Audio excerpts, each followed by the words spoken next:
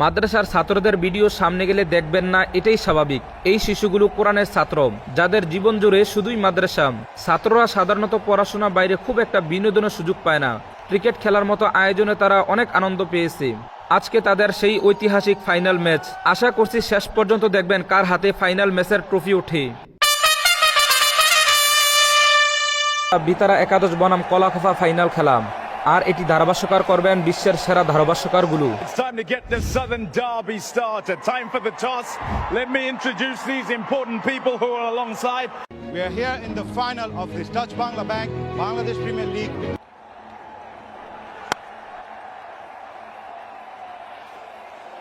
এবারে তুলেছেন, আউট হয়ে গেলেন। ভালো শট অফসাইডে,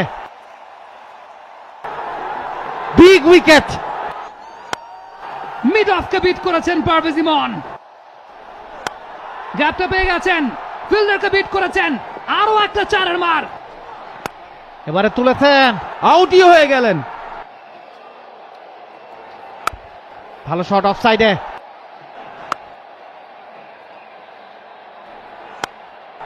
আউট হয়ে গেলেন। জায়গা পাওয়া বল চালিয়েছেন, কাভারে গ্যাপ পাবেন, মাটি কামড়ে বল সীমানার বাইরে। খাজা নাফের ব্যাট থেকে বিগ উইকেট। বিতারা একাদশকে 21 রানে টার্গেট দিয়েছে কলাখোফা একাদশ। দেখা যাক কি হয়।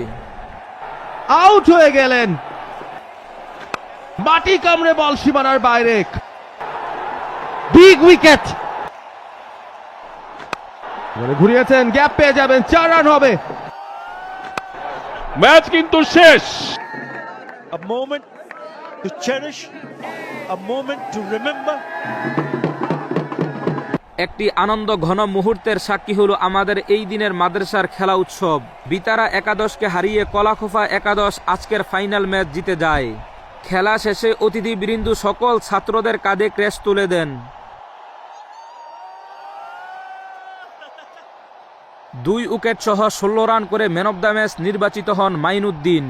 এই খেলাটির আয়োজন করেন আব্দুর রহমান হুজুর, আর ভিডিও পাঠিয়েছেন মাইনুদ্দিন হুজুর। পরিশেষে বিজয়ী দলের হাতে শিরোপা তুলে দেন অনুষ্ঠানের প্রধান অতিথি। আলহামদুলিল্লাহ, আজকের এই খেলার প্রতিযোগিতা সফলভাবে সম্পূর্ণ হয়েছে। এই মাদ্রাসায় এতিম বাচ্চারা পড়ালেখা করেন, তাদের জন্য দোয়া করবেন, আর অবশ্যই ভিডিওটা বেশি বেশি করে শেয়ার করে দিবেন।